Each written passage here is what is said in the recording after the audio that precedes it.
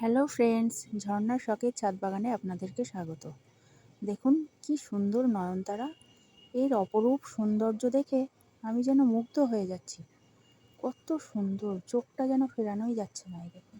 আর নয়নতারা গাছ খুব কম যত্নেই এরা অনেক ফুল দেয়।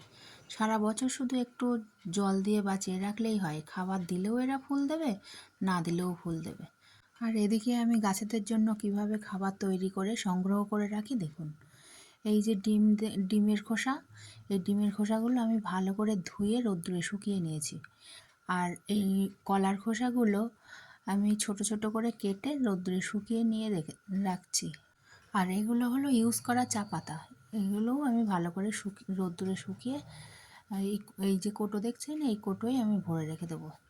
যখন আমি মাটি তৈরি করব গাছেদের জন্য, তখন মাটির সঙ্গে একটু গোবর সার মিশিয়ে এই শুকনো চা পাতা, ডিমের খোসা, কলার খোসা আর সঙ্গে একটু সর্ষের খোল আর চুন মিশিয়ে মাটিটা খুব সুন্দর করে তৈরি করে নেব।